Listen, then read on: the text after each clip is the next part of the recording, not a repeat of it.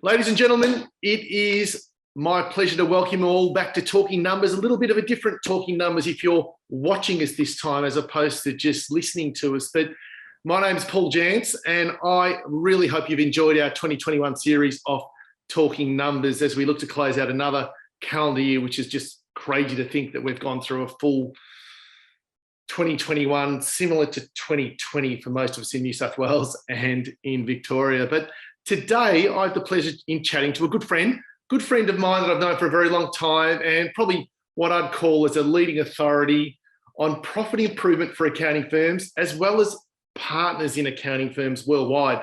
Rob Nixon, welcome to Talking Numbers. How are you, mate? Great to be here. Great as always, PJ, to talk accounting metrics and accounting business performance. 100%, and that's what we're going to get into today. So for the next half an hour, strap yourself in. Good part is, you can listen to Rob as well. You can see Rob.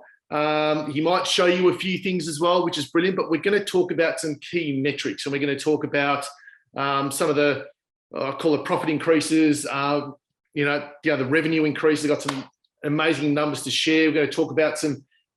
Rob's going to share some about his key strategies to build profit as well. So today's Talking Numbers, I'll call it a show, podcast, whatever we want to call it, because we're on video, is going to be all about sharing some really cool things that you guys that are listening to this can take and apply to your business for 2022. And that's the beauty of this particular one as we look to close out 2021. Now, Robbo, mate, it's great. There's a number of things we're going to talk about. There's the scope, there's the creep, there's the seep I want to talk about as well. We're going to get into your 40 key strategies. I'm not quite sure we probably won't have time to get into all 40. So let's paint a picture for all of our listeners out there. For an accounting coach, you've helped accountants for, all around the world now for a number of years, which has been very, very impressive. You help bring revenue into partners for over $1 million while working. I think your motto was about working 500 hours to build amazing businesses and to change partners' lives, and more importantly, the impact on their clients as well. Let's talk about that for a second. And I think we'll go into some of the numbers or the metrics, let's call them. You've talking about the last 12 months. I think I saw that 98% profit increase, 20% revenue increase, and probably 20% reduction in partner time. Let's talk about that for a sec. All right. So the first thing, I just want to correct you that it's not revenue of $1 million revenue per partner. That's easy. Okay. I like to think that partners of accounting firms should be earning at least $1 million profit after tax, so take home. And my belief is to do that, we can do that by having them work less than 500 client delivery hours. Right. And so 27 and a half years, I've been working with accountants all over the world, 18 countries so far. And I've seen from, low profit, high profit to low hours, high hours. And ultimately, it's a number, but the bigger number, if we're going to run an accounting business, is what I call profit time index. And so this is a metric that I invented in 2019. Just really thinking about, okay, what does it look like? What is a number that encapsulates the development of a firm? And so to me, that is high profit, low partner time. But how do we measure that? Well, if we took the time as two and split it in half, working on the business, working in the business. So working in the business would be, client delivery time, anything to do with clients, team member management, firm administration, et cetera. So working in the business versus working on the business, which is going to be business development tasks that get leverage, sales, speaking in front of a group to get leads, et cetera, right? And so if you take the partner time, let's call it, you worked 2,000 hours. And so your total time worked was 2,000, 500 was working on, 1,500 was working in, and you made a profit of, let's say, 500 grand, right? Let's say you did that per partner, 500 on it means the profit time index is $1,000, right? So, sorry, other way around. You take 500,000 into 1,500, and the profit time index is going to be like $375. So the highest I've seen, the lowest I've seen is like in the tens, right? 60, 80, $100. And the highest I've seen is 36,000. So a firm I coached here in Australia, actually, for 4 years, does $3 million in revenue, a sole practitioner, $1.8 million in profit, 60%. And Ray only works 1 hour a week in the business. So call it 50 hours. And he works 35 hours a week on the business. So his profit time index is 1.8 million divided by 50 hours, therefore 36,000. So big range. And to me, everything that a firm is doing as growing, developing the firm points to that number at the end. You know, leverage points to that number, people per partner, client delegation, how much you're involved in the tools, profitability, workflow management, it all points towards that number. So PJ, I think that's, begin with the end in mind, as we say. Yes. That is the number that we should be driving. So work it out. What profit per partner? What is the partners working in time? That into that will give you the profit time index. Brilliant. And I think there's a great little exercise to work out where you are. And it's always really important to work out where you are and then where you want to be. And then obviously the strategy to improve that. So there's a great little way that you can work through that. To all of our listeners, work through that, what Rob just took you through there, to work out where you are. And some of you might be quite surprised about what that number looks like. What do you think? Yeah. And most firms that I start to coach are anything from sort of $200 to $400 in that particular indicator. Okay. And basically they're overworked and underpaid. That's the summary. Yeah. So if we're to restructure the business, get far more profitability, but it's easy to prop up profits. It's quite easy to prop up profits in an accounting practice. Just get the partners to do more chargeable time. But then what happens is you end up with, a sustainability problem that there's too much reliance on the partners for profitability. So why don't we take the opposite route, which is, okay, let's prop up the profits for sure, but reduce the partner time dramatically as well. And that way you get a better life, you get more value in the business, more sellable business, and a more enjoyable business. Yeah, spot on. And that what you just spoke about then is good short-term, but not good long-term. No. So people might go, oh, well, I'll take that right now, but you can't sustain it. There's exactly what you used then, the word. It's not sustainable, and it doesn't help you to build a business. And, again, you've got to get into that mindset of what you are hoping to do and why. And hopefully most of us want to build a business, and you want to build a business that's sustainable, that can operate without you. So therefore, it's more valuable as well. Mate, tell me about this. I've heard you talk about scope, creep, and seek. Tell me about that. Yeah, so find, as we sort of peel back the curtain, the onion, whatever analogy you want, that a lot of firms do a lot of work for free that is valuable work.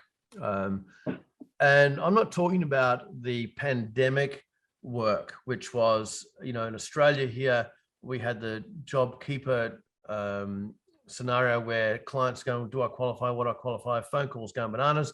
And many firms gave away that for free, right? But I want to push that aside and just look at, because that's a one-off, look at regular client work that you do, whether that be under a time-based billing model or whether that be a fixed fee model. And fixed fee is probably worse for this one, because what you find is you've got a fixed fee of 12 grand a year, grand a month, whatever.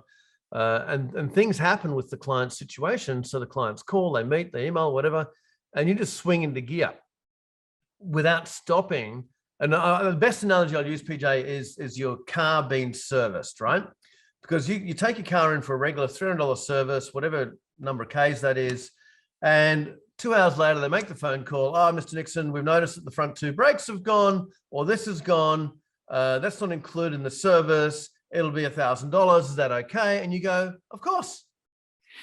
But what accountants do in a lot of cases, and I'll wrap some numbers around this in a minute as to what my evidence shows, what accountants do is they just do the brakes, right? Yep. As well. And not either charge separately for it, not stop work and communicate back to client during the work in progress and saying, I'm sorry, that's outside of scope, or that wasn't accountable. To do that, it'll be $2,000. Is that okay with you?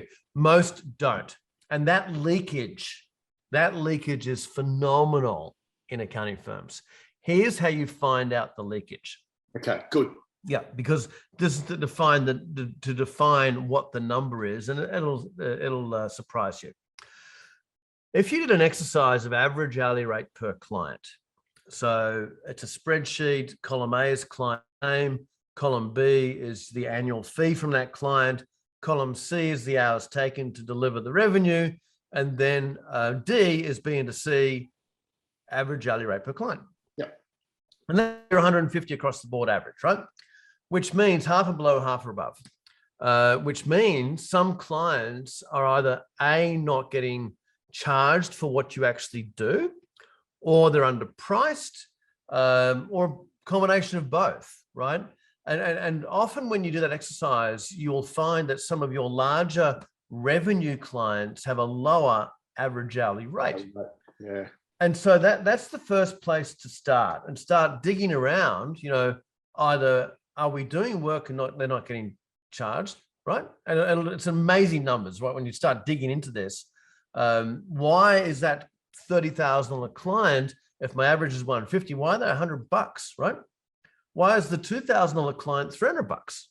Are we doing everything for them and not charging for the other one? And these are questions that you need to work it out. And when you do, I just jumped off a coaching meeting with a firm in Los Angeles, and they did this exercise 2 years ago. They were not losing in lost profit and loss, $7,500 a month, right? Straight off the bat, right? And so $7,500 a month over 2 years, close to $200,000, right? And they just started, okay, well, first of all, forget the right pricing. That was just doing work that they should have been charging for. Yes. And so this comes down to, understanding that it happens. B, you're not a charitable operation. Yes, during the pandemic, you gave a lot of work away for free, but generally, how much is going on in your shop? Is it your team members just go and do extra work when they should stop work and communicate with the client? Is it that the scope of engagement just grows and it might be sort of under the same thing, but it was just more than you thought? And you've just got to have the courage to have the systems to monitor this, but to go back to the client and say, I'm sorry, that's outside of scope. We need to reprice this or whatever. No different to my accounting firm, right? I switched accountants last year for the first time in 13 years. Okay. They priced what they thought would be the regular work at a set monthly fee. 11 months later, they came back and said, Rob, there's more in this. They kept it, honored it at that price for 12 months. They came back and said, Rob, it needs to be at this, which was a 50% increase, right? And I said, sure, that's fine.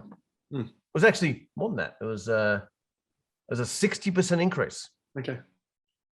And I think nowadays firms have got, because of the PIs and the fee synergies, and if you've got your fee proposals that are going out there, it's very well documented what is in the scope. Mm-hmm. So therefore, there shouldn't be any real excuse for someone saying, okay, well, if this is sitting outside the scope, they've asked me to do it. Yeah, going back to the car service, you stop the work and you call the client and you say, hey guys, we've worked out that the work we're about to engage in is outside the scope. We probably just need to re-quote for that. It's going to be approximately $1,000 to $1,500. Would you like us to proceed?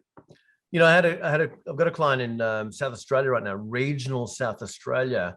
Their average hourly rate for all hours, client delivery hours, is currently $376. So quite high, right? Compared to most.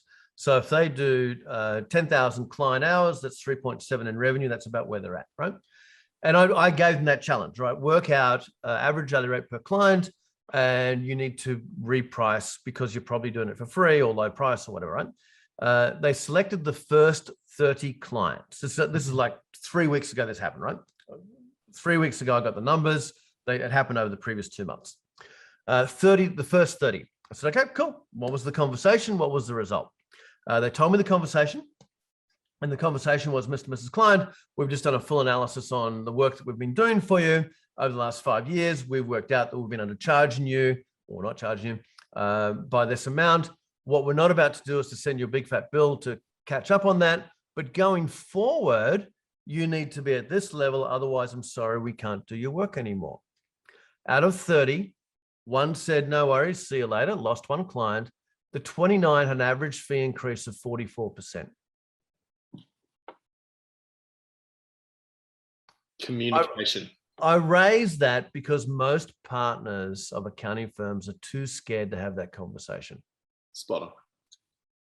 Spot on. I think personally, I feel it's improving. It's definitely the last 5 years it has improved because we've been able to measure, you spoke about leakage before, we can measure that, and a lot of the firms have been able to get those numbers and articulate it, but then finding the time to work on the business and then go and have that conversation with the client to say, yeah, guys, we might have done that last year. We've found there's a lot more work involved. Your fees need to increase for next year. And it's based on XXXXX. And I think if you can, one of the key things, we were talking about this last week on our Chewing the Accounting Fat show, we were talking about the ability, and firms were sharing their experience. They were saying, we struggle to articulate value. So there's a process there involved in terms of just articulating the value, and not just the stuff that the firms have been doing in the pandemic, but just in terms of the value of the price. They start talking about, they try to sell something instead of showing the value. Yeah, and that example of Peter down in South Australia was using, and I gave him the script in the dialogues, which I just mentioned, you're using a set of words that demonstrates it's not a sell. It is, we've done analysis. This is what it should have been. We're not going to send you an invoice to catch up, right? We'll take it on the chin, but going forward, it needs to be this. Otherwise, I'm sorry, we can't help you. Yeah, spot on.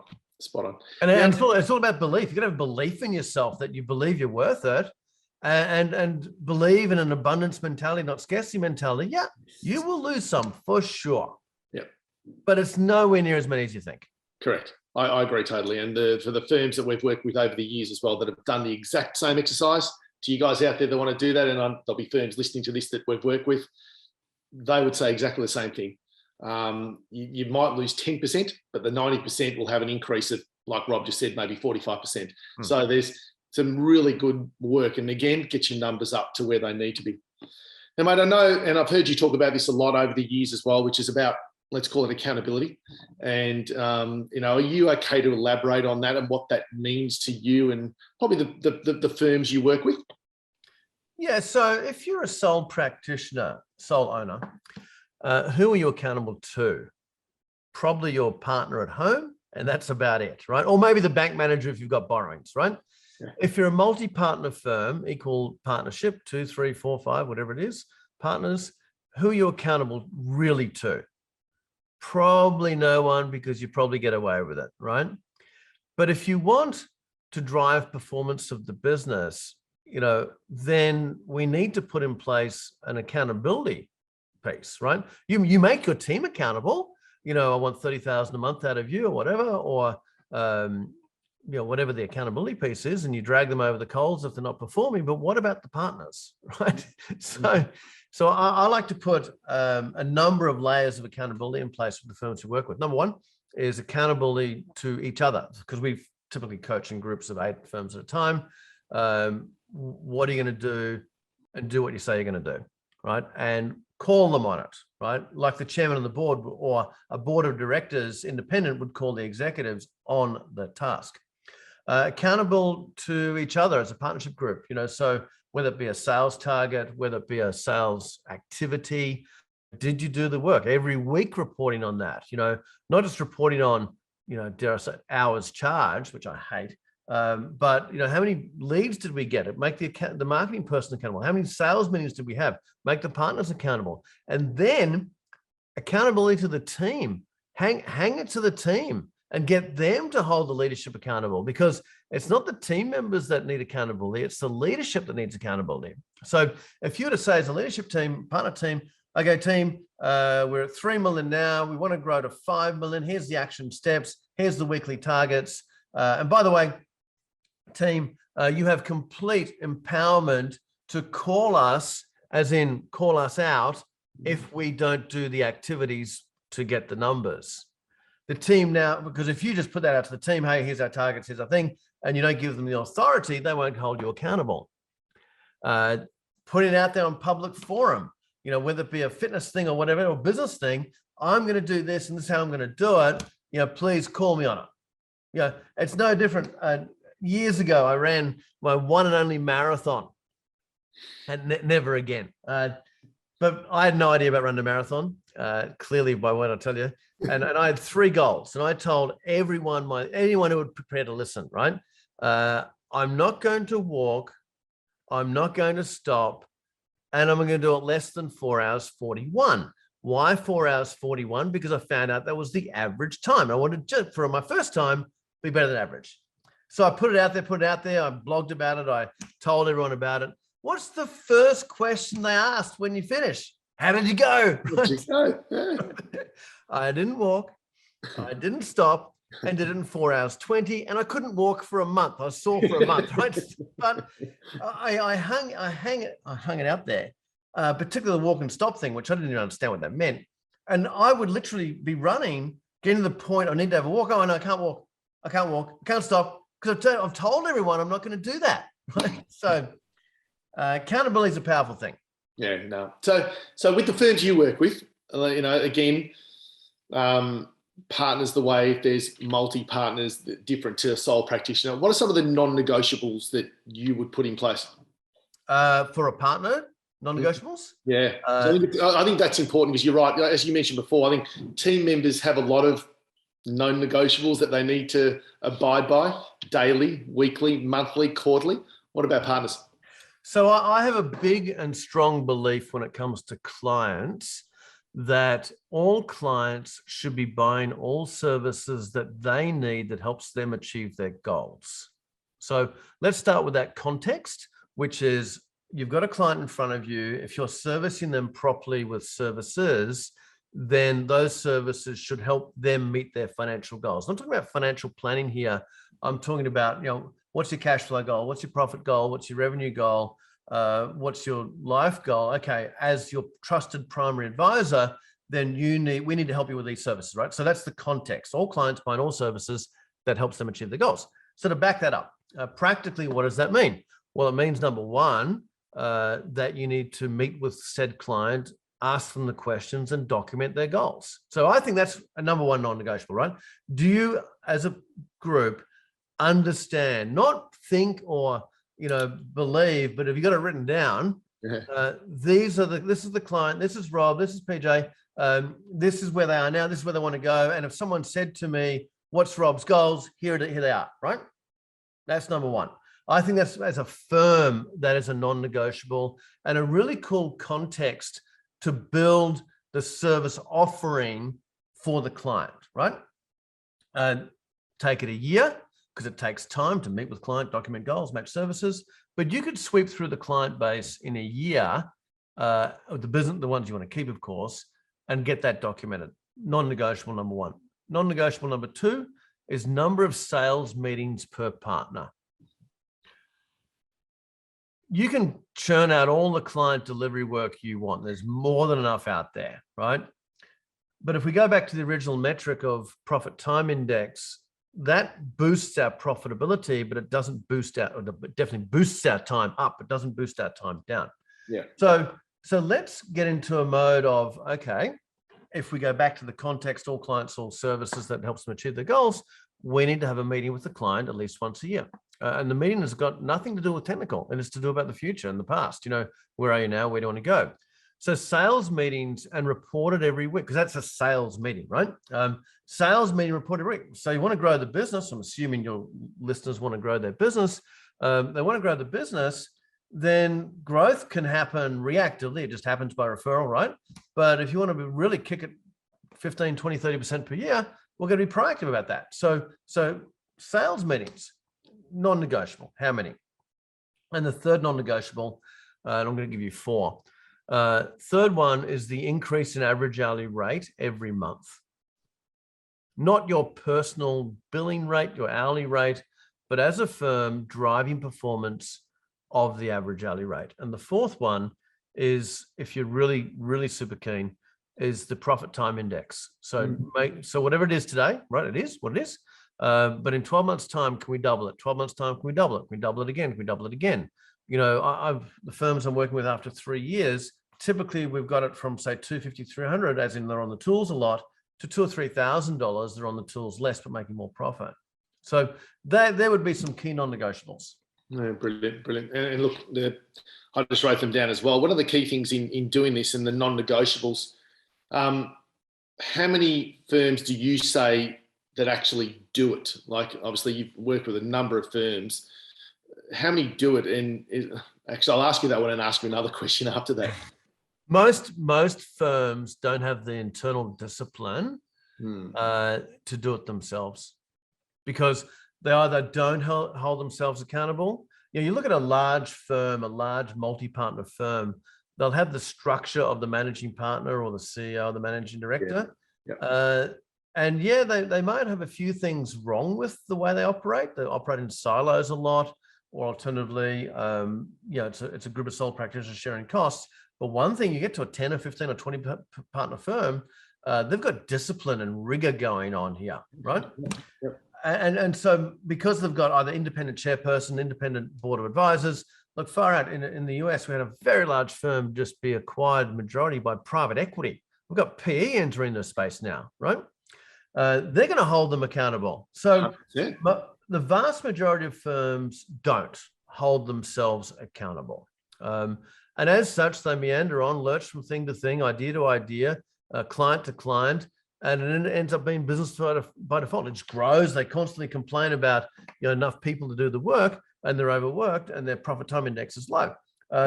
So, and I got asked this question on LinkedIn about 2 weeks ago, because I promote when we work with you, we'll get you to $1 million profit less than 500 hours. And the question I got was, so Rob, how many do that? And so my answer was, every one of them eventually gets there if they stay having an accountability coach to push them.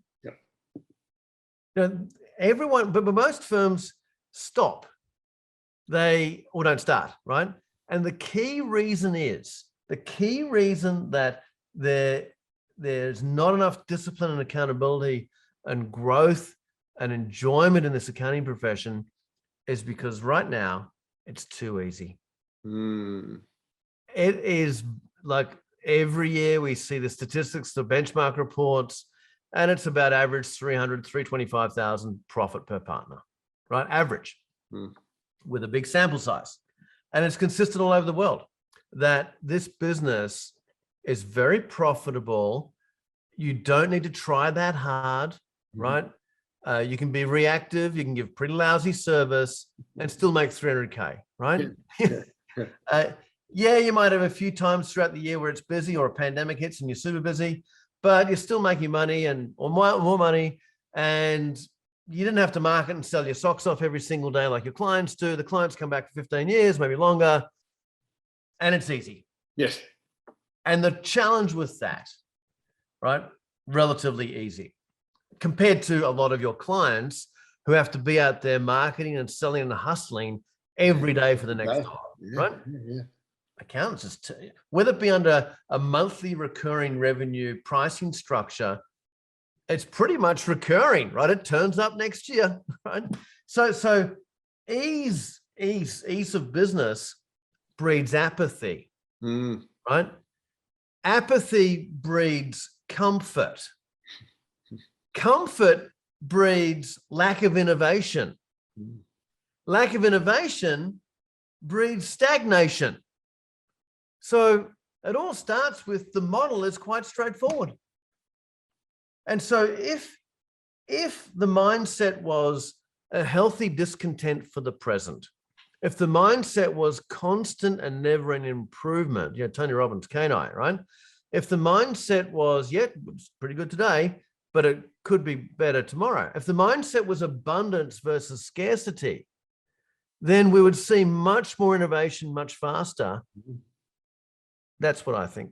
And I think bringing it back down to that profit time index as well, I think is a critical factor in that, because it's not the fact, a lot of people say, I did 800K last year, I've done 1.2 this year. We've been busy. The pandemic's been great.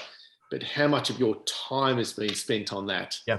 Because if you're producing most of it, great in terms of revenue and profit, as you just said, but are you working an extra X amount of hours, which means what are you giving up for that? That's usually family. Yeah. So where does that balance come into play? And that's what this is great about this. Yeah. Mate, and again, knowing you for as long as I have, you've also been a big, and you mentioned the word before, mindset. So what's your mindset to learning, because I think that's a critical factor. And I think accountants are very much learning, but it's also very much, let's call it technical learning as opposed to non-technical. You obviously immerse yourself in learning, and you always have for as long as I've known you. Here we go. There's the library. Yep. And there's more. There's more in the cupboards. And look, I think I had an advantage, PJ. I grew up in Dubbo, New South Wales. Left school at 16. No formal MBA education or degree, but I got engrossed in business development, marketing, sales, business at the age of 17, and haven't stopped. I'm 52 now, so that's 35 years. Holy moly! And just a thirst for learning, whether it be hopping on a plane to go to a conference or devouring the next text or the video or whatever, not the rubbish we see, but the good stuff, or discovering a new piece of technology that makes life easier, or finding someone who's done it before. Because let's face it, most of what we want to do in life, someone out there has done it before. Seeking that individual out to say, well, tell me what you learned by that. I want to do the same thing or something similar. Tell me what didn't work. Tell me your failings, right? Because we can learn from that. And so I look at that and go, well, I will continue that on, right?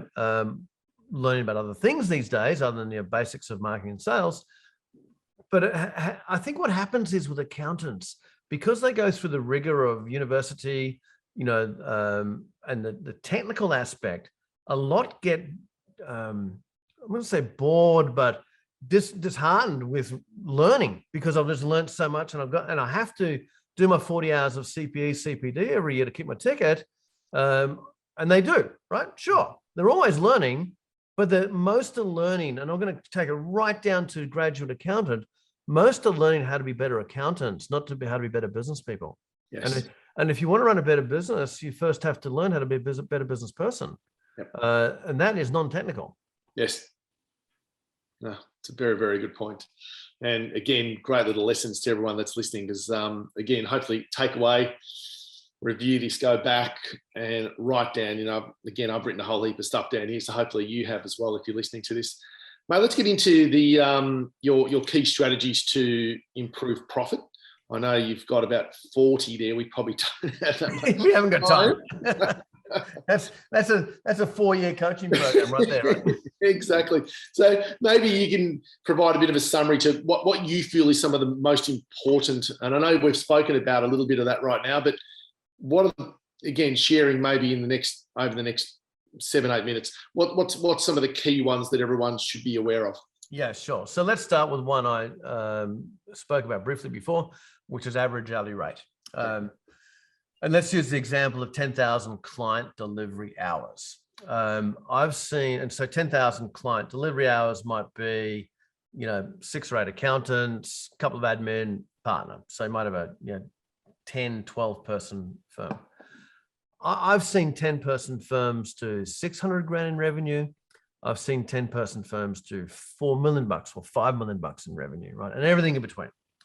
And the number that pops out as to why the big difference is the margin of average hourly rate. Nothing to do with charge rates, but this is, let's say 4 million in revenue, 10,000 hours, that's $400 versus $1 million revenue, 10,000 hours, that's $100, right? 4 times difference.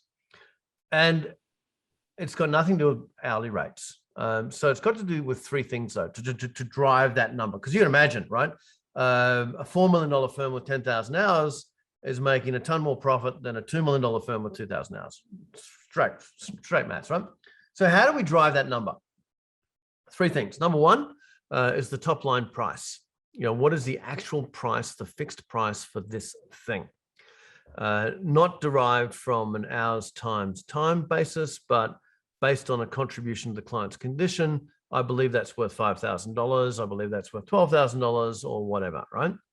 That's number 1. Number 2 is the internal process. So the process of a speed, right? Okay, we've sold the job at 5,000, and now how do we do it in 10 hours, right? What's the process of delivery and going through workflow management, efficiency, getting capacity, driving time down? The traditional model is to drive time up. I want more billable hours out of you. I'll get more people, more hours on the clock, grow revenue. Yes, you will, right? But you're not going to grow the profit that much. So if we were to price it at $5,000, let's say price, for whatever reason you come up with $5,000, and we drove the time from 20 hours to 10, not only does our average hourly rate pop up, but so does our capacity by 10 hours, which we can resell. And the third piece to drive AHR is going to be the product you actually sell. Some products have inherently more value to the client. So what if we had a product that was super valuable to the client that could be automated, or as much as possible, and human automation included in that, and had a high price? Then our average hourly rate would increase. As an example, let's use a low-level product, but a high AHR. Got a client in Florida, bookkeeping for dentists mainly, $800 an hour AHR for his bookkeeping division. How do you get not 80, which is the standard bookkeeping hourly rate, 800? Real straightforward. Number one, he's got one target market, dentists, right? Number two, he's designed the chart of accounts and the reporting process. All dentists are the same, right? And this is the package. Number three, he's got, he uses QuickBooks Online, not Xero. He's designed all the incoming rules around QBO so it all self-automates, whether it be using the likes of a Dext or previously called Receipt Bank for the invoices, automated process. And the fourth thing is he charges $200 a month per client for bookkeeping. The reconciliations take 15 minutes a month. So a number of factors to turn what is often seen as a low hourly rate service into a high hourly rate service. And bookkeeping is insanely valuable to the client because it's virtually real time. Right. So as far as profitability, I was reading a report in the US that basically said the larger firms get, the more they spend on human resources, people, labor, benefits, and consequently their profit margin decreases, right? And they proved this with their statistical analysis. I'm going, yep, you're right. But as I looked through the average hourly rate from the $2 million firm to the $20 million firm, it was all about the same, about $180. And the $20 million firm is definitely spending more money on people, on benefits, et cetera, but their average hourly rate was not going up in accordance with this investment. So consequently, their profitability dived.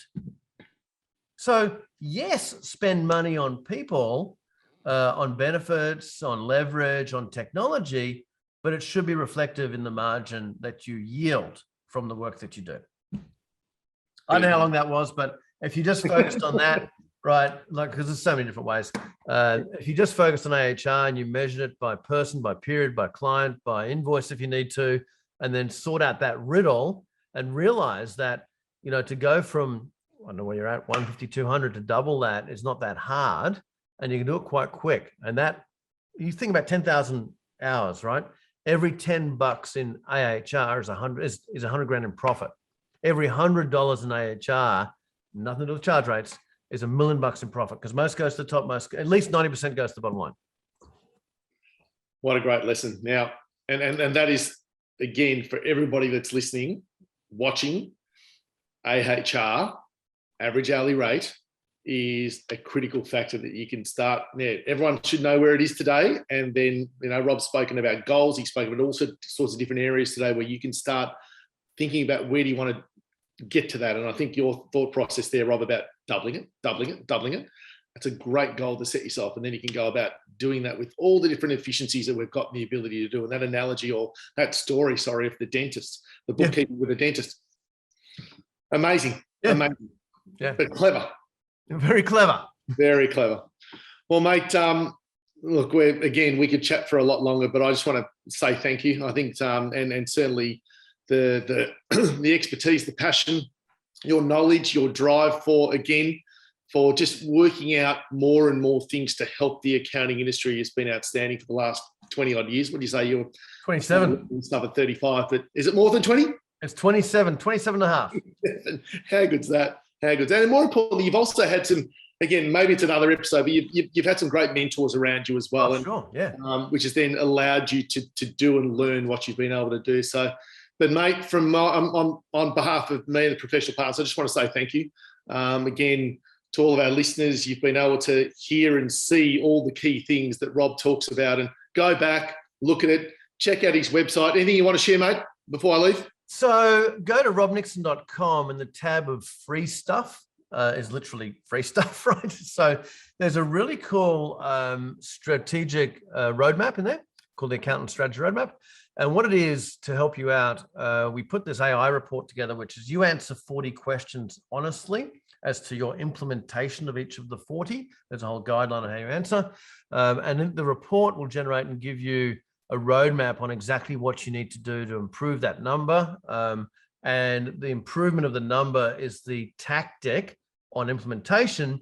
And based on the number of, changing the number up, your profitability and your time will improve. So I'd be doing that. robnixon.com, go to free stuff, and then consume that. Brilliant, mate. Thank you. It's always great seeing you. Obviously, you've had another good year, which has been fantastic. I love seeing your background. I'll hopefully get to travel a lot more next year than, there's a few trips being booked to get to a few more golf courses, maybe not overseas yet, but we'll wait and see, hey? Yeah, wait and see. All right, buddy. Thanks, mate.